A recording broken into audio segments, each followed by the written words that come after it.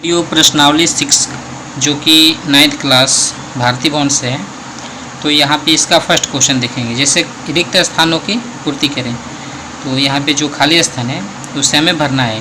तो इसका ये फर्स्ट नंबर क्वेश्चन है पहला का। किसी सरल रेखा पर खाली स्थान बिंदु होते हैं, मतलब किसी सरल रेखा, जो सरल रेखा है उस पर बिंदु होते हैं, तो हम क्या लिख सकते हैं। जैसे मान लीजिए कि हमारा सरल रेखा है, तो इस पे बिंदु की संख्या कितनी होगी, यानी कि कोई भी रेखा है जो पॉइंट से ही मिलकर के बनी होती है। जैसे कि मान लीजिए ये पॉइंट है, एक पॉइंट, और यहाँ डालेंगे एक पॉइंट, ठीक है, और यहाँ पर भी डाल सकते हैं एक पॉइंट। इसी तरीके से हम बहुत सारे पॉइंट को डाल देंगे तो यहाँ से रेखा बन सकती है। तो यहाँ पर एक सरल रेखा पर बिंदु की संख्या जो है क्या होती है, अनंत होती है। मतलब कि एक सरल रेखा पर जो है अनंत बिंदु होते हैं, जैसे कि हमने यहाँ पर एग्जाम्पल देकर के बताया। तो यहाँ पे लिखेंगे अनंत, ठीक है।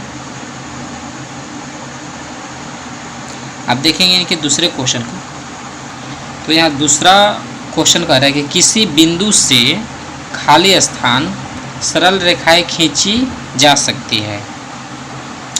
यानी कहने का मतलब है किसी बिंदु से, जैसे एक पॉइंट मान लीजिए हमने यहाँ पे ले लिया, एक बिंदु ले लिया, तो यहाँ पे कह रहा है कि सरल रेखाएं खींची जा सकती है। मतलब ये इस बिंदु से कितना सरल रेखा खींच सकते हैं। तो जैसे मान लीजिए ये पॉइंट है, यहाँ से हम एक सरल रेखा खींच दिया, फिर मान लीजिए दूसरा सरल रेखा, तीसरा सरल रेखा। हमें अगर जितना हम चाहें उतना यहाँ से हम सरल रेखाएं खींच सकते हैं। तो एक बिंदु से कितनी सरल रेखाएं खींची जा सकती है, तो यहाँ हम लिख सकते हैं अनंत, ठीक है। तो किसी बिंदु से सरल रेखाएं खींची जा सकती है, यानी कि अनंत। यहाँ पे क्वेश्चन होगा, क्वेश्चन का आंसर हो गया अनंत, ठीक है। मतलब किसी बिंदु से सरल रेखाएं कितनी खींच सकते हैं, अनंत। जैसे कि ये पॉइंट है, तो यहाँ से हम अनंत रेखाएं खींच सकते हैं, ठीक है। अब देखेंगे इनके सी क्वेश्चन को। तो यहाँ सी क्वेश्चन दिया है कि दो भिन्न भिन्न सरल रेखाएं अधिक से अधिक खाली स्थान बिंदु पर प्रतिच्छेद कर सकती है। मतलब कि दो जो है सरल रेखाएं हो, अलग अलग हो, तो वो कितने बिंदुओं पर प्रतिच्छेद कर सकती है। तो जैसे कि मान लीजिए कि हमने एक सरल रेखा यहाँ लिया और ये सरल रेखा यहाँ लिया, तो दोनों सिंपल लाइन है। तो ये जो है मान लीजिए कि ये अगर ये रेखा इससे बढ़ाया जाए तो ये कितना बिंदु पर प्रतिच्छेद करेगा, एक बिंदु पर प्रतिच्छेद करेगा, या कोई भी रेखा हो वो एक ही बिंदु पर प्रतिच्छेद करेगी। जैसे कि इस रेखा को हमने बढ़ा लिया और इसे जब बढ़ाएंगे यहाँ पर, तो यहाँ किसी न किसी बिंदु पर काटेगी, जो कि एक ही बिंदु पर काट सकती है। यानी कि दो सरल रेखाएं अगर प्रतिच्छेद करें तो सिर्फ एक ही बिंदु पर प्रतिच्छेद करेगी, ठीक है। जैसे मान लीजिए कि यहाँ से कोई एक सरल रेखा चली, जैसे ये सरल रेखा हो गया, यहाँ से कोई सरल रेखा चलेगी तो एक बिंदु पर प्रतिच्छेद करेगी। यहाँ से कोई सरल रेखा चलेगी तो अगर इस लाइन और इस लाइन की बात की जाए तो एक बिंदु पर, और इस लाइन और इस लाइन को बात की जाए तो यहाँ से एक बिंदु पर, ठीक है। तो कहने का मतलब कि दो भिन्न भिन्न सरल रेखाएं एक से अधिक कितने बिंदु पर प्रतिच्छेद करती हैं, तो यहाँ लिखेंगे एक, ठीक है। जैसे ये सरल रेखा हो गया और ये सरल रेखा हो गया, तो अगर ये सरल रेखा एक है और ये भी सरल रेखा एक है, तो अगर ये इधर जाएगी तो कितना बिंदु पर प्रतिच्छेद करेगी, एक, ठीक है। जैसे ये एक इसका पॉइंट होगा। तो कोई भी सरल रेखा जो है एक ही बिंदु पर प्रतिच्छेद करती है। तो आगे देखेंगे डी क्वेश्चन को। तो इसका डी नंबर पॉइंट है, कह रहा है कि दो भिन्न भिन्न बिंदुओं से अधिक मतलब कि कितनी रेखाएं गुजर सकती है। यानी कि दो अलग अलग बिंदु हो तो अधिक से अधिक कितनी रेखाएं गुजर सकती है। तो यहाँ भी इसका आंसर हो जाएगा एक। जैसे कि मान लीजिए ये एक पॉइंट हुआ और यहाँ एक पॉइंट हुआ, तो अगर इन दोनों पॉइंट से कोई रेखा जाएगी तो कितनी रेखा जा सकती है, एक ही रेखा जा सकती है, क्योंकि यहाँ पर एक बिंदु था और ये बिंदु था, तो यहाँ से एक ही रेखा गुजर सकती है। ये बिंदु हो गया और ये बिंदु हो गया, तो अगर यहाँ से कोई मतलब रेखा जाएगी तो एक ही रेखा जा सकती है, जबकि दो बिंदुओं से गुजरने वाली एक ही रेखाएं होती है। तो इसका क्वेश्चन हो जाएगा, मतलब कि इसका आंसर दो भिन्न भिन्न बिंदुओं से अधिक एक रेखाएं गुजर सकती है। तो इसका आंसर हो जाएगा एक, ठीक है। तो इस तरीके से हमने पहले क्वेश्चन को हल किया और आगे देखेंगे दूसरे क्वेश्चन को। तो चलिए दूसरा क्वेश्चन हम स्टार्ट करते हैं। तो यहाँ पे हम लिखेंगे दूसरा क्वेश्चन, ठीक है। तो यहाँ हम देखेंगे दूसरा क्वेश्चन, जो कि दूसरा का पहला नंबर है, रिक्त स्थानों की पूर्ति करें। तो यहाँ पे कह रहा है कि दो दिए गए बिंदुओं ए और बी से यहाँ पे खाली स्थान रेखाखंड निर्धारित होता है। तो जैसे कि दो बिंदु ए और बी है, जैसे कि मान लीजिए ये एक बिंदु है और ये एक बी बिंदु है, ये ए पॉइंट है और ये बी पॉइंट है। तो यहाँ से मतलब दो बिंदु है ए और बी, तो रेखाखंड निर्धारित मतलब कितना रेखाखंड निर्धारित होगा। जैसे कि अगर यहाँ इन दोनों को मिला दें तो कितनी रेखा बनती है, एक रेखा बनती है। तो इसमें क्या लिख देंगे, एक लिख देंगे, इसका आंसर हो गया। अब आगे देखेंगे इनके दूसरे क्वेश्चन को, जो कि दूसरा नंबर का। तो यहाँ देखिए इसका बी नंबर क्वेश्चन कर रहा है कि यदि ए बी सी तीन संरेख बिंदु हो तो इसमें खाली स्थान रेखाखंड निर्धारित होते हैं। मतलब कि अगर ए बी सी तीन बिंदु संरेख हो, संरेख बिंदु उसे कहते हैं जो कि एक ही लाइन में तीनों बिंदु हो। जैसे कि ए बिंदु है, बी बिंदु है, सी बिंदु है, ठीक है। ए बी सी तीन बिंदु है और ए बी सी तीन बिंदु जो है क्या है, संरेख है। संरेख का मतलब जो है एक ही लाइन पर ये तीनों बिंदु क्या है, स्थित है। जैसे कि ए बी सी, तो इसमें खाली स्थान निर्धारित होते हैं, जो कि कितने रेखाखंड इसमें निर्धारित होंगे। देखिए यहाँ पर रेखाखंड है, हाँ ये रेखाखंड, तो कितने रेखाखंड निर्धारित होते हैं, मतलब कि कितनी रेखाएं बना, जो कि तीन बिंदु संरेख हैं ए बी सी, तो इससे रेखाखंड बना एक, ठीक है। तो इसमें लिख देंगे हम एक, इसका आंसर हो गया बी का। अब आगे देखेंगे क्वेश्चन सी का आंसर, ठीक है। देखिए यहाँ पर ये सी क्वेश्चन है, यदि बी रेखाखंड AC का आंतरिक बिंदु है और BC बराबर 6 है, AC बराबर 10 सेंटीमीटर, तो रेखाखंड AB की लंबाई बतानी है हमें। तो बात सिंपल है कि AC जो है रेखाखंड AC, यहाँ पर AC बनाएंगे, जैसे कि A हो गया और ये C हो गया, ठीक है। हम यहाँ पे लिख लेते हैं A और ये C, और इसे हम क्या करेंगे, इन दोनों पॉइंट को मिला देंगे। और यहाँ पे कह रहा है कि बी रेखाखंड AC का आंतरिक बिंदु है। बी रेखाखंड एक है जो कि AC के आंतरिक यानी कि अंदर में है। चलिए यहाँ पर हम लिख लेते हैं बी रेखाखंड, जैसे कि मान लीजिए हम यहाँ पर बी ले लेते हैं, ठीक है। आप कहीं पर भी इसमें बी ले सकते हैं, बी हो गया।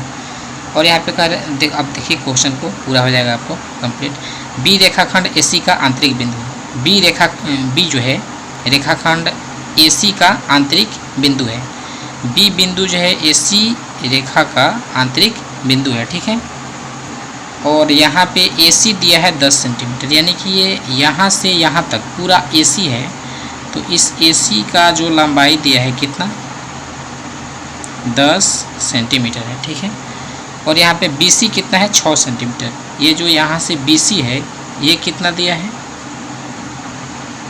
तो दिया है 6 सेंटीमीटर। बात सिंपल है कि पूरे 10 में ये हो गया 6, तो ये कितना बचेगा, पूरा तो 10 है और पूरा 10 में यहाँ से ये हो गया 6, तो ये क्या बचेगा, 4 बचेगा, क्योंकि हमें पूरा 10 है। तो ये 6 होगा, तो ये क्या होना चाहिए, 4, ठीक है।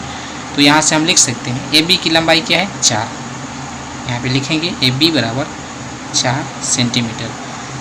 नहीं तो आप देखिए इसे अगर मैथमेटिकल के तरीके से हल करेंगे तो वो भी तरीके से हल कर सकते हैं। जैसे कि हम लिखेंगे AC बराबर क्या लिख सकते हैं, पूरा है AC बराबर, इसमें दो पार्ट है, ये है AB, BC लिख सकते हैं AB, और प्लस में क्या लिख सकते हैं BC, ठीक है। तो AC कितना दिया है, AC तो पूरा है 10 और यहाँ AB लिख देंगे, और BC कितना है तो 6 है, ठीक है।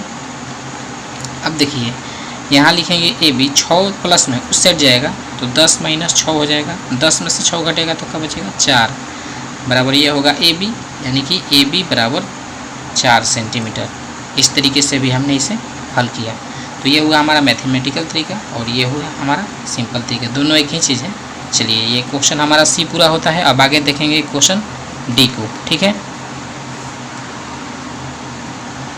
देखिए यहाँ पे D क्वेश्चन कह रहा है कि यदि A और B दो बिंदु इस प्रकार हो कि D जो है D AB बराबर 0 के हैं, तो A और B क्या होंगी, हमें इसी में भरना है।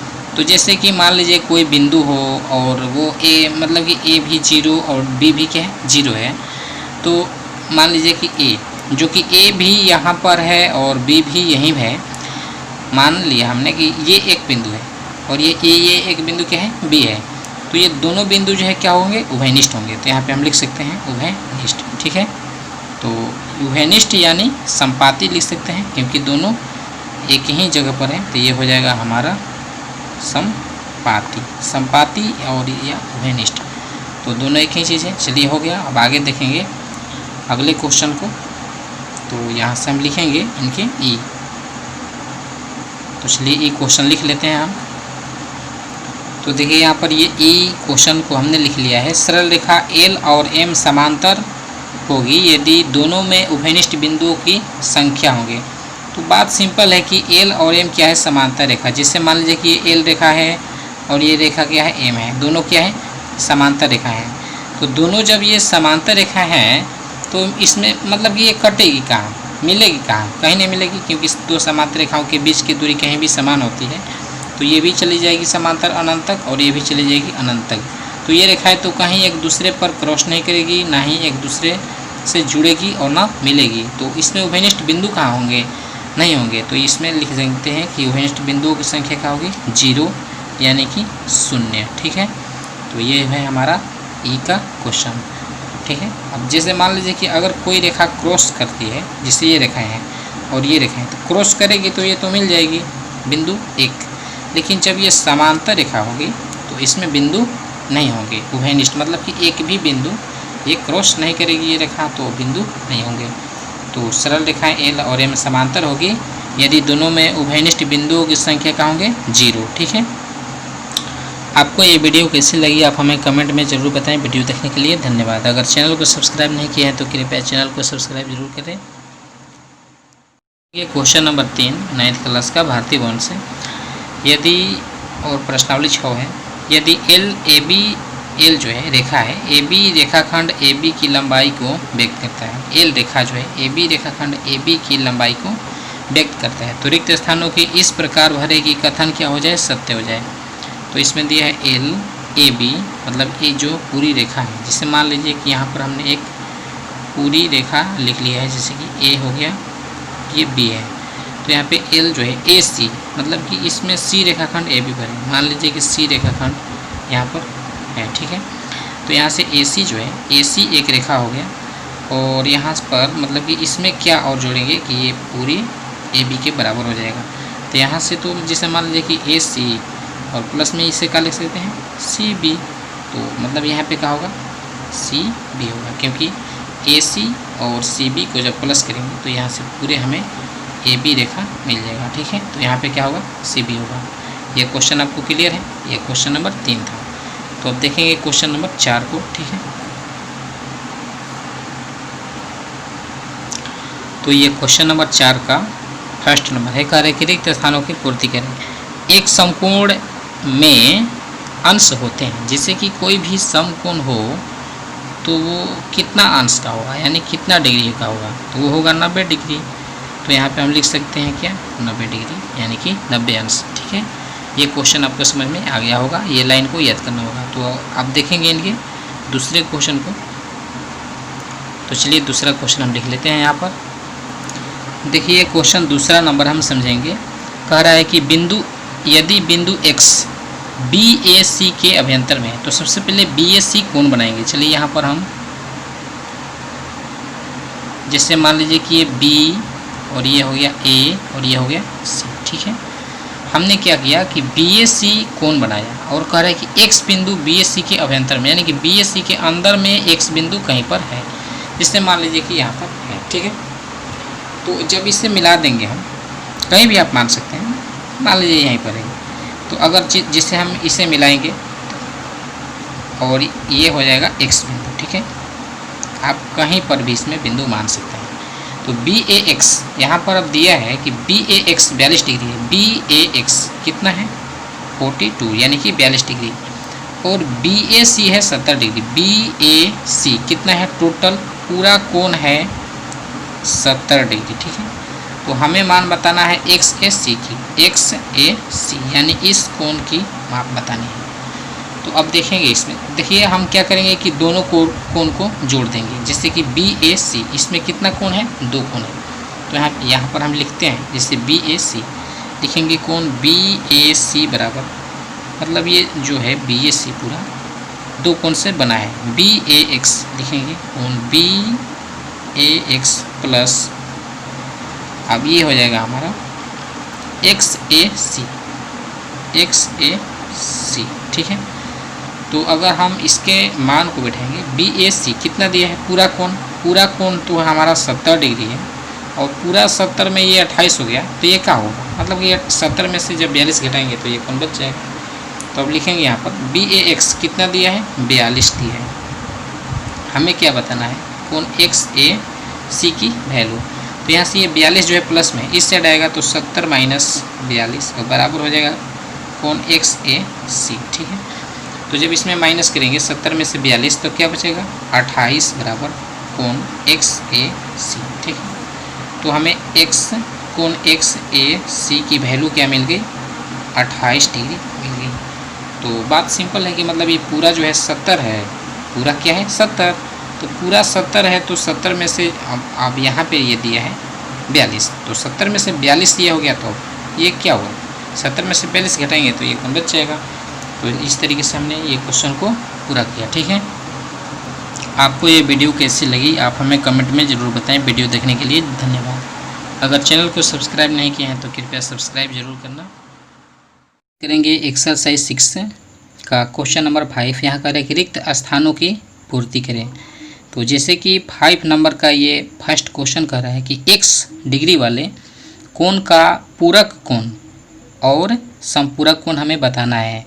तो जैसे कि हमें पता है कि पूरक कोण होता है, 2 कोणों का योग जब 90 करेंगे तो वो पूरक होगा, और 2 कोणों का योग जब 180 करेंगे तो वो होगा समपूरक।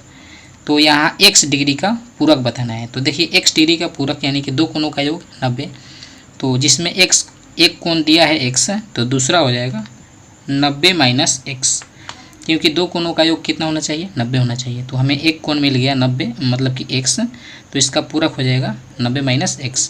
और समपूरक कह रहा है तो 2 कोणों का योग होना चाहिए 180, तो जैसे कि x एक कोण है x, यानी कि तो समपूरक हो जाएगा 180 माइनस x। देखिए यहाँ पर हम आपको प्रूव करवाएंगे। जैसे मान लीजिए कि 45 डिग्री है, तो 45 डिग्री का हमें क्या बताना है, पूरक। तो 45 डिग्री का पूरक क्या होगा, तो हम क्या करेंगे कि मतलब कि 45 में और कौन सी संख्या जोड़ेंगे कि 90 आएगा। तो चलिए हम इसे देख लेते हैं। जैसे मान लीजिए कि x, तो ये हो गया हमारा 90, तो x बराबर हो जाएगा 90 माइनस 45, तो घटेगा क्या, 45 बचेगा। यानी कि 45 डिग्री का पूरक क्या होगा, 45, क्योंकि 45 जोड़ेंगे तो 90। 30 डिग्री का पूरक क्या होगा, 60 होगा, क्योंकि 30 और 60 90, ठीक है।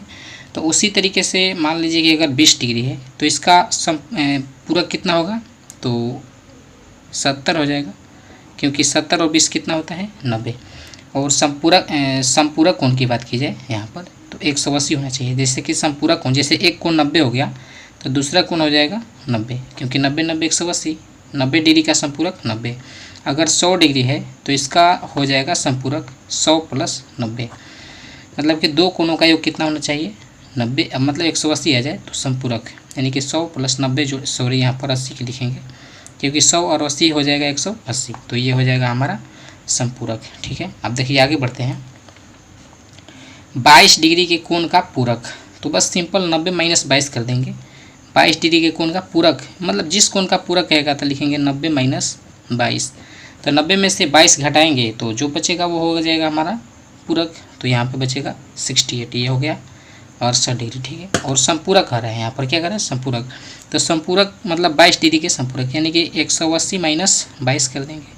जिस कोण का समपूरक आएगा उसको 180 में से घटा देंगे, और पूरक आएगा तो 90 में से घटा देंगे। तो 180 में से 22 जब माइनस करेंगे तो यहाँ बचेगा 158, ठीक है।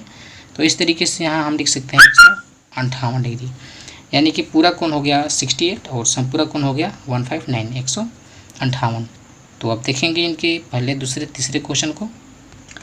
तो यहाँ पर दिया है कि 75 यानी कि 75 डिग्री के कोण का पूरक कोण बताना है और समपूरक कोण। तो पूरक कोण कहेगा तो सीधे लिख देंगे 90 माइनस 75, तो 90 में से 75 घटाएंगे तो क्या बचेगा 25, यानी कि 25 डिग्री हो गया इसका पूरक। और संपूरक कहेगा 75 75 डिग्री का, तो 180 में से घटाएंगे 75 75। तो जब 180 में से 75 यानी कि 75 माइनस करेंगे घटेगा, तो यहाँ से मतलब ये हो जाएगा हमारा 105 होगा। तो यहाँ पे लिख सकते हैं 105, क्योंकि संपूरक कौन हो गया 105। 105 का संपूरक हो जाएगा 75 और 75 का संपूरक 105, और 75 डिग्री का पूरक हो जाएगा 25 और 25 डिग्री का पूरक हो जाएगा 75, क्योंकि 75 में 25 जोड़ेंगे तो 90 होगा और 25 में 75 जोड़ेंगे तो क्या होगा 90, जो कि पूरक कोण, और ये होगा संपूरक कोण। अब आगे देखते हैं डी क्वेश्चन को। 50 डिग्री के कोण का संपूरक कोण और पूरक कोण बताना है। तो 50 डिग्री है तो यहाँ पे लिख सकते हैं 50, 90 माइनस 50 कर देंगे तो यहाँ से ये मिलेगा पूरक, यानी कि हमारा 40 हो जाएगा। और जब हम इसका संपूरक निकालेंगे तो ये हो जाएगा 180 माइनस 50। तो 180 में से 50 माइनस करेंगे तो ये बचेगा 130, यानी कि 50 डिग्री का संपूरक कोण हो जाएगा हमारा, ये हुआ 180 में से जब घटाएंगे इसको तो संपूरक मिलेगा, और 180 90 में से मतलब कि इसे माइनस करेंगे तो ये पूरक मिलेगा। तो 50 डिग्री के कोण का संपूरक हो जाएगा 130, ठीक है, और 50 डिग्री कोण का पूरक हो जाएगा 40, क्योंकि 50 और 40 जो है 90 हो जाएगा तो ये पूरक हो गया, और 50 और 130 जो है 180 हो जाएगा तो ये संपूरक हो गया, ठीक है। अब आगे देखते हैं। यहाँ पे कह रहा है कि वह कोण जो अपने पूरक कोण के बराबर हो, मतलब वैसा कोण बताना है कि जो पूरक कोण का क्या हो बराबर हो। तो जैसे कि मान लीजिए कि दो कोण है, दोनों कोण बराबर है, x प्लस एक्स, दो कोण है दोनों बराबर है, क्योंकि दो कोण जोड़ेंगे तो अगर 180 होगा तो यही होगा हमारा क्या संपूरक। तो यहाँ से ये 2x बराबर 180, तो x बराबर हो जाएगा 180 बटे में 2, जब कटाएंगे तो 90, यानी कि 90 डिग्री एक ऐसा कोण है जो अपने संपूरक का बराबर है, क्योंकि 90 प्लस 90 जब जोड़ेंगे तो ये हो जाएगा 180, जो कि संपूरक के बराबर है, और ये 90 और 90 दोनों आपस में क्या है बराबर है। तो अब देखते हैं आगे क्वेश्चन को, मतलब इसमें खाली स्थान में भरना है तो हमने इसे पूरा किया। आगे कह रहा है कि यदि दो पूरक कोण आपस में समान हो तो प्रत्येक कोण बताइए, मतलब दो पूरक कोण क्या हो आपस में बराबर हो तो प्रत्येक का मान, जैसे पूरक कोण 2 है x प्लस एक्स, ये हो जाएगा 90, क्यों, क्योंकि पूरक कोण है ना तो दोनों का जोड़ 90 हो जाएगा। तो यहाँ से x प्लस एक्स क्या हो जाएगा 2x बराबर 90, तो x बराबर 90 बटे में क्या लिख सकते हैं 2 लिख सकते हैं। जब इसे कटाएंगे तो 45 45, यानी कि 45 और 45 को जोड़ेंगे तो ये अपने पूरक हो जाएगा 90, क्योंकि पूरक कोण 90 डिग्री का होता है, और ये आपस में क्या है 45 45 दोनों बराबर है, तो आपस में समान है, और तो यहाँ पे हो जाएगा 45, क्योंकि इसमें भरने वाला है। आपको समझ में आ गया होगा। अब आगे देखते हैं। कह रहा है कि वह कोण जो अपने संपूरक कोण का दुगुना हो, मतलब ऐसा कोण बताना है जो अपने संपूरक कोण का क्या हो दुगुना हो, संपूरक कोण का दुगुना। तो जैसे कि मान लेते हैं हम एक कोण जो है, तो जैसे कि मान लिया हमने कोण x मान लिया, और ये क्या है इसका दुगुना है, और ये दोनों क्या है संपूरक, यानी कि 180 डिग्री। ध्यान दीजिए यहाँ पर ये जो कोण है संपूरक है, संपूरक यानी कि दोनों का जोड़ 180, और एक जो है अपने पूरक का क्या है दोगुना है, तो यहाँ से हमने दोगुना किया। यहाँ पे क्वेश्चन में करें कोण का दोगुना, 2x हो गया x और ये 2x, जब इसे जोड़ेंगे x का वैल्यू निकालेंगे 2x और x कितना हो जाएगा 3x बराबर 180, तो x बराबर हो जाएगा 180 बटे में 3, यहाँ पे कट जाएगा तो 60, यानी कि x एक जो है कोण क्या है 60 डिग्री है, तो 60 का मतलब कि इसका जो संपूरक होगा ये हो जाएगा 120, क्योंकि इससे क्या है दोगुना है, 60 का दोगुना 120, तो यहाँ से ये हो जाएगा 120। खाली स्थान में क्या भर सकते हैं हम यहाँ पर 120, ठीक है। अब देखिए आगे देखते हैं। यहाँ पे कह रहा है कि यदि दो कोणों का योग एक समकोण अर्थात 90 हो तो उन्हें ज्ञात कीजिए, मतलब कि दो कोणों का योग क्या हो 90 हो, दो कोण है और दोनों का योग क्या है 90 है, तो उन्हें हमें ज्ञात करना है। तो चलिए मान लेते हैं, माना प्रथम कोण x डिग्री है, ठीक है, माना प्रथम कोण क्या है x डिग्री, तो दूसरा हो जाएगा 90 माइनस x, ठीक है। तो इस तरीके से हम लिख सकते हैं, ये मतलब 90 माइनस x क्या है एक तरीके से पूरक कोण है, तो यहाँ पे लिख सकते हैं पूरक, क्योंकि यहाँ पे कोण भरना है तो ये पूरक कोण हो गया। यदि दो कोणों का योग जो है एक समकोण अर्थात 90 हो तो उन्हें क्या कहते हैं? पूरक कोण कहते हैं। दो कोणों का योग जब 90 हो तो उन्हें सिंपल बात पूरक कोण ही कहा जाता है। अब आगे देखिए इसके नेक्स्ट क्वेश्चन को तो देखेंगे। तो आगे आई नंबर है, कह रहा है कि यदि दो कोणों का योग दो समकोण अर्थात 180 हो तो उन्हें क्या कहेंगे? मतलब दो कोणों का योग जो है 180 आना चाहिए। दो कोणों का योग जो है कितना आना चाहिए? 180। तो इसे क्या कहेंगे? इसे कहेंगे समपूरक कोण। ठीक है, समपूरक कोण कहेंगे। दो कोणों का योग जब 180 हो जाएगा तो इसे क्या कहेंगे? समपूरक कोण कहेंगे। ठीक है, अब देखिए आगे चलते हैं। यहाँ पर कह रहा है कि 180 से अधिक लेकिन 360 से कम के कोण को क्या कहते हैं? बहुत ही सिंपल क्वेश्चन है ये। 180 से अधिक हो लेकिन 360 डिग्री से क्या हो? कम हो, तो उस कोण को हम क्या कहेंगे? तो उस कोण को कहा जाएगा पूर्णयुक्त कोण। ठीक है, तो ये हो गया हमारा पूर्णयुक्त कोण। जैसे कि 180 से अधिक लेकिन 360 से कम हो तो उस कोण को क्या कहेंगे? पूर्णयुक्त कोण कहेंगे। क्योंकि पूर्णयुक्त कोण का जो मान होता है 180 से क्या होता है? बड़ा होता है, लेकिन 360 से मतलब कि होता है, मतलब इनके बीच के में ही होता है। तो इस तरीके से ये हो गया। तो अब जैसे कि आप देखेंगे इनके अगले क्वेश्चन को, जैसे कि ये 180 है और ये 360, तो जो कोण 180 डिग्री से बड़ा लेकिन 360 डिग्री से कम हो तो उस कोण को क्या कहते हैं? पूर्णयुक्त कोण कहते हैं। ये पूर्णयुक्त कोण का डिफिनेशन दिया है यहाँ पर। अब देखिए आगे लिखते हैं यहाँ पर 120 डिग्री के समपूरक कोण की माप क्या होगी? तो सिंपल बात है, समपूरक यहाँ पे कह रहा है तो सीधे लिखेंगे कि 120 डिग्री के समपूरक, यानी कि समपूरक होता है 180 माइनस 120 कर देंगे तो ये बचेगा हमारा 60 डिग्री। ठीक है, तो इस तरीके से ये पूरा हो गया। क्योंकि 120 डिग्री के समपूरक कोण की मान बताना है तो जहाँ समपूरक कोण कहेगा तो 180 में से उसे घटा देंगे, तो इस तरीके से ये हो जाएगा 60। ठीक है, आपको ये वीडियो कैसी लगी आप हमें कमेंट में ज़रूर बताएं। वीडियो देखने के लिए धन्यवाद।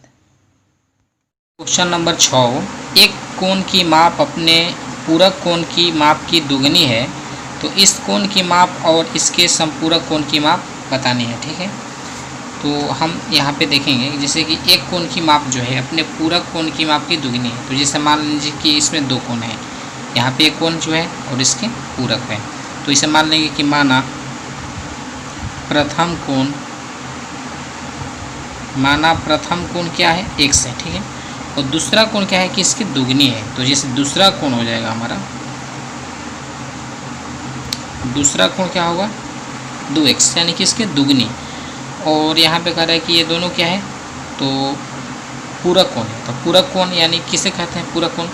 तो जब दो कोणों का योग 90 हो तो उसे हम क्या कहते हैं? पूरक कहते हैं। ठीक है, तो दो कोणों का योग यानी कि इन दोनों कोणों को क्या करेंगे? प्लस कर देंगे, जोड़ देंगे, तो हमें किसके बराबर होगा? 90 के बराबर। ठीक है, तो यहाँ से प्रश्नानुसार हो जाएगा हमारा x + 2x बराबर 90। ठीक है, तो आप क्या करेंगे कि x का वैल्यू निकालेंगे, 2x और x कितना हो जाएगा? ये 2x 3x बराबर क्या होगा? 90।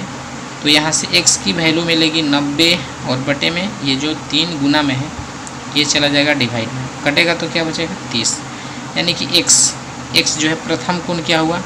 तो प्रथम कोण मिला हमारा 30 और ये जो है दूसरा कोण क्या हो जाएगा? तो 2x है, तो x का मान है 30, 30 दूना 60। तो यहाँ पे अब देखिए क्वेश्चन में कि एक कोण की माप अपने पूरक कोण की माप के दुगनी है। तो यहाँ से एक कोण, ये जो कोण है कितना हो जाएगा? तो इस कोण की माप ज्ञात करें जो दुगनी है। तो इस कोण की माप कितना हो जाएगा? 60 डिग्री। हम लिखेंगे कोण की माप कितना है? 60 डिग्री है। तो और आगे कह रहा है कि इस कोण की माप तो हो गया, इसके संपूरक कोण की माप ज्ञात करें, मतलब कि इसके संपूरक कोण। तो हमें पता है कि संपूरक कोण किसे कहते हैं? जब दो कोणों का योग 180 हो तो उसे संपूरक कोण कहते हैं। देखिए पूरक कोण होता है जब दो कोणों का योग 90 हो, यानी कि x + y बराबर 90, और संपूरक हो जाएगा x + y बराबर 180, यानी कि जब दो कोण होंगे x y ये 90 के बराबर होंगे इनका योग तो पूरक होगा। अब जैसे कि x y 180 के बराबर हो जाएगा, मतलब कोई भी दो कोण जोड़ेंगे तो 180 हो जाएगा दो कोण, तो क्या होगा? समपूरक होगा। तो इसमें x मतलब कि एक तो दिया है 60 डिग्री, तो दूसरा हमें संपूरक बताना है, तो हम लिखेंगे x दूसरा हो जाएगा इसका 60। चलिए दूसरा कोण लिख लेते हैं, दूसरा संपूरक। तो ये पहला तो ये हो गया, दूसरा दोनों मिलकर के कितना हो जाएगा, ये 180, क्योंकि संपूरक होता है, दो कोणों का योग 180। तो ये दूसरा संपूरक हो जाएगा हमारा, संपूरक कोण बराबर 180, और ये 60 जब इस साइड जाएगा तो माइनस में, ठीक है। तो यहाँ से ये संपूरक कोण हो जाएगा, 180 में से 60 घटाएंगे तो क्या बचेगा, 120। तो इस तरीके से 120 डिग्री जो कि दूसरा संपूरक कोण है। तो ये इस तरीके से आंसर मिला हमारा 60 और ये 120। तो ये होगा इस क्वेश्चन का आंसर। तो अब देखेंगे इनके अगले क्वेश्चन को, जो कि 7वें नंबर है। तो यहाँ पे क्वेश्चन नंबर 7 कह रहा है कि उस कोण की माप निकाले जो अपने पूरक कोण का 4 गुना है। तो जैसे मान लीजिए कि प्रथम कोण क्या है, x है, तो दूसरा कोण हो जाएगा इसका, दूसरा कोण क्या होगा, मतलब इस कोण के कितना है, तो 4 गुना, ठीक है। तो यहाँ पे x है, तो ये क्या हो जाएगा, 4x। अब दोनों कोण को क्या करेंगे, जोड़ देंगे, x प्लस ये हो जाएगा 4x। तो यहाँ पे कह रहे हैं कि दोनों कोण क्या है, पूरक हैं। तो पूरक कोण यानी कि जब दो कोणों का योग क्या हो, 90 हो, तो उसे क्या कहते हैं, पूरक कोण कहते हैं। तो यहाँ से x का मान निकालेंगे, 4x और x कितना हो जाएगा, 5x बराबर 90 होगा, ठीक है। तो यहाँ से x बराबर हो जाएगा 90, और ये 5 जो है इसके मल्टीप्लाई में है, तो यहाँ से डिवाइड में चला जाएगा, कटाएंगे तो क्या हो जाएगा, 18 पचे 90। तो x का मान कितना हुआ, 18, यानी कि प्रथम जो है, प्रथम कोण क्या हुआ, x। तो ये प्रथम कोण लिख देंगे यहाँ पर, प्रथम कोण क्या हुआ, x। तो ये हमारा दूसरा कोण हो जाएगा, दूसरा कोण क्या दिया है, तो 4x है, ठीक है। तो 4x यानी कि 4 गुने 18, 18 चौके कितना हो जाएगा, 18 चौक 72। तो इस तरीके से हमारा ये 18 और ये 72, जो कि दोनों क्या है, पूरक कोण हमने ज्ञात किया, जो कि ये प्रथम कोण जो है दूसरे कोण का 4 गुना है, यानी कि दूसरा कोण 4 गुना है ना, 18 चौक 72। तो ये हो गए, और दोनों क्या है, पूरक है। तो इस तरीके से हमने ये क्वेश्चन 7 और ये 6 नंबर को हल किया। अब देखेंगे क्वेश्चन 7वें को, जो कि अगले वीडियो में, वीडियो के डिस्क्रिप्शन में आपका उसका लिंक मिल जाएगा चैप्टर का, देख लीजिएगा वहाँ से। धन्यवाद वीडियो देखने के लिए। देखिए क्वेश्चन नंबर ये जो है 8 है, चलिए यहाँ पर 8 लिख लेते हैं। एक्सरसाइज 9th क्लास का, उस कोण की माप ज्ञात करें जो अपने पूरक कोण की माप से 20 डिग्री अधिक है। यानी कि दो कोण हैं, एक जो है मान लीजिए कि प्रथम कोण, चलिए मान लेते हैं, माना प्रथम कोण क्या है, x। तो दूसरा कोण जो है 20 डिग्री अधिक है इसके पूरक से। तो जैसे दूसरा कोण हो जाएगा, दूसरा कोण हो जाएगा इससे 20 अधिक है, x प्लस 20, यानी कि ये x है, तो ये x प्लस 20, क्योंकि खुद क्वेश्चन में कह रहा है कि उस कोण की माप ज्ञात करें जो अपने पूरक कोण की माप से 20 अधिक है, ठीक है। तो यहाँ से ये हो गया। अब क्या करेंगे कि हम यहाँ पे ये दोनों जो है x और x प्लस 20 पूरक कोण है। तो पूरक कोण किसे कहते हैं, जब दो कोणों का योग 90 हो तो उसे पूरक कहते हैं। तो यहाँ पे छोड़ देंगे x प्लस 20, मतलब ये दूसरा कोण है, ये पहला कोण है, दोनों कोण को जोड़ दिया और ये हो जाएगा 90 डिग्री के बराबर, जो कि पूरक कोण है। तो यहाँ से x और x कितना x हो जाएगा, 2x प्लस 20 बराबर ये 90। यहाँ से x का मान निकालेंगे तो 2x बराबर 90, और 20 उधर जाएगा तो माइनस में, ठीक है। अब यहाँ से 2x बराबर 90 में से 20 जाएगा तो घटेगा, तो मतलब माइनस होगा तो 70, और x बराबर 70 बटे में क्या हो जाएगा, 2, घटाएंगे तो क्या हो जाएगा 35, यानी कि 35। तो x का मान क्या मिला हमारा, 35 डिग्री, जो कि प्रथम कोण कितना है, 35। तो लिख सकते हैं यहाँ पर, ये प्रथम कोण है x, प्रथम कोण कितना हुआ 35। तो ये दूसरा कोण जो कि पूरा कितना हो जाएगा, हम लिखेंगे दूसरा पूरक कोण, जो कि हमने x प्लस 20 लिखा है, x प्लस 20। तो x का मान कितना है, आगे बढ़ा लेते हैं, 35 और प्लस 20। तो इसे जब जोड़ेंगे तो ये क्या हो जाएगा 55, यानी कि 55। तो इस तरीके से हमारा 35 और ये 55, जो कि ये 20 अधिक है इससे, और ये दोनों संपूरक है। यही हमारा हो गया इस क्वेश्चन का आंसर। ठीक है, तो आपको ये वीडियो कैसी लगी आप हमें कमेंट में ज़रूर बताएं और हम देखेंगे इनके 9 क्वेश्चन को यहाँ पर। तो यहाँ पे ये क्वेश्चन कर रहा है कि उस कोण की माप क्या है जिसका संपूरक कोण उसके पूरक कोण का कितना है 6 गुना। ये 9 क्वेश्चन है। तो यहाँ पर हम मान लेंगे जैसे कि माना, ये क्वेश्चन नंबर 9 है, लिखेंगे माना कि कोण की माप क्या मान लेते हैं x ठीक है। तो यहाँ से इसका अगर संपूरक निकालेंगे तो संपूरक कोण 180 होता है। दो कोणों का योग 180 हो तो उसे संपूरक कोण कहते हैं। तो इस कोण का संपूरक हो जाएगा x का, लिखेंगे x का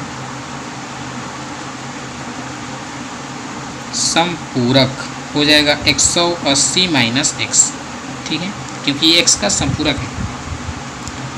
अब यहाँ पे प्रश्न से कह रहा है कि प्रश्नानुसार पूरक कोण का कितना है 6 गुना है, यानी कि ये जो कोण है इस कोण का 6 गुना है। ठीक है, तो यहाँ से लिखेंगे x, यानी कि ये 180 माइनस x बराबर 6 गुना, यानी कि ये हो जाएगा जो इससे किसका अगर पूरक कोण निकालेंगे इसका पूरक कोण, चलिए यहाँ पर लिख लेते हैं। तो पूरक कोण हो जाएगा, ये तो x है तो x माइनस 90 माइनस x लिख सकते हैं, क्योंकि 90 माइनस x ये हो जाएगा इसका पूरक कोण। मतलब ये x है तो अगर पूरक निकालेंगे इसका तो 90 माइनस x, और जब इसका संपूरक निकालेंगे तो 180 माइनस x। तो प्रश्नानुसार हमारा हो जाएगा, प्रश्नानुसार 180 माइनस x बराबर 6, और ये हो जाएगा 90 माइनस x, क्योंकि यहाँ पे देखिए संपूरक कोण उसके पूरक कोण का क्या है 6 गुना। संपूरक कोण पूरक कोण का कितना है 6 गुना, संपूरक कोण और ये पूरक कोण का 6 गुना। ठीक है, संपूरक कोण पूरक कोण का कितना है 6 गुना। तो यहाँ से इसे हल कर लेंगे और x का मान निकालेंगे। तो ये हो जाएगा 180 माइनस x 9 छक 54 540, ये हो जाएगा 6x। तो यहाँ से क्या करेंगे कि 6x इधर लेंगे तो ये तो माइनस x है, 6x इधर आएगा तो प्लस में हो जाएगा। ठीक है, और यहाँ 540 है, 180 इधर आएगा तो माइनस में हो जाएगा। तो 6x में से x घटाएंगे तो बचेगा हमारा 5x, और 540 में से 180 घटाएंगे तो ये हो जाएगा 0। 14 में से 8 घटेगा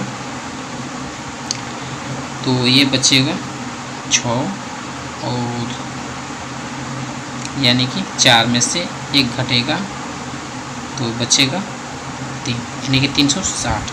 तो x का वैल्यू हो जाएगा 360, और बटे में क्या चला जाएगा 5।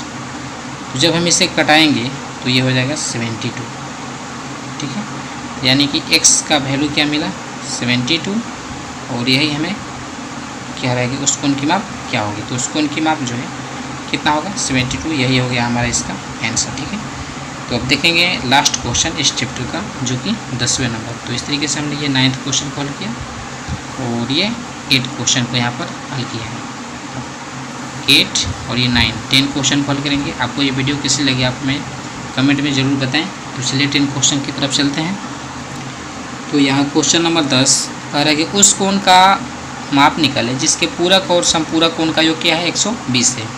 तो हमें तो कोण पता नहीं है, मान लेंगे माना कोण क्या है, माना कोण की माप क्या है x डिग्री। ठीक है, तो इसका हम पूरक निकाल लेंगे। पूरक कोण हो जाएगा इसका x का पूरक कोण क्या होगा 90 माइनस x। ठीक है, और इसका संपूरक निकालेंगे संपूरक, तो संपूरक क्या हो जाएगा 180 माइनस x। ठीक है, इस कोण का संपूरक हो जाएगा 180 माइनस x, और इसी कोण का पूरक हो जाएगा 90 माइनस x, क्योंकि दो कोणों का योग 90 हो तो उसे पूरक कहते हैं, और दो कोणों का योग 180 हो तो उसे संपूरक कहते हैं। तो यहाँ पे कह रहा है कि पूरक और संपूरक कोण का योग क्या है 120। तो लिखेंगे प्रश्नानुसार पूरक और संपूरक कोण का योग क्या है 180 मतलब 120। लिखेंगे पूरक प्लस संपूरक दोनों का योग क्या है 120 है। तो पूरक कोण कितना है 90 माइनस x है, प्लस संपूरक कितना है 180 माइनस x बराबर क्या लिख देंगे 120। ठीक है, तो यहाँ से x का मान निकालेंगे। ये x और ये x दोनों माइनस में है तो ये -2x होगा, ठीक है। और 180 और 90 को जोड़ेंगे तो 9 9 270 हो जाएगा, ठीक है। और ये हो जाएगा 120। तो यहाँ से ये हो जाएगा -2x बराबर 120। और ये 270 को जब उस साइड भेजेंगे तो ये हो जाएगा -270, ठीक है। तो यहाँ से -2x बराबर, जब इसे घटाएंगे 120 डिग्री में से 270 डिग्री माइनस करेंगे तो 0, 7 में से 2 घटेगा तो बचेगा 5 और ये हो जाएगा 1 -150, ठीक है। माइनस क्या होगा 150 होगा, तो ये दोनों साइड माइनस है, LHS और RHS कितना, तो ये प्लस हो जाएंगे। 2x बराबर हो जाएगा 150, क्योंकि माइनस माइनस तो ख़त्म हो गया। और x बराबर हो जाएगा 150 बटे में 2 हो जाएगा। तो यहाँ से जब कटाएंगे तो 75, 75 दोनों 150, तो x का मान क्या हो गया 75।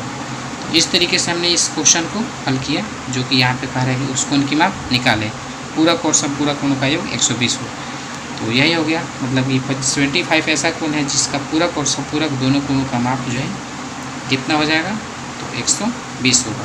तो इस क्वेश्चन को हमने हल किया। आपको ये वीडियो कैसी लगी आप हमें कमेंट में ज़रूर बताएं। वीडियो देखने के लिए धन्यवाद। अगर चैनल को सब्सक्राइब नहीं किया है तो कृपया चैनल को सब्सक्राइब जरूर करना।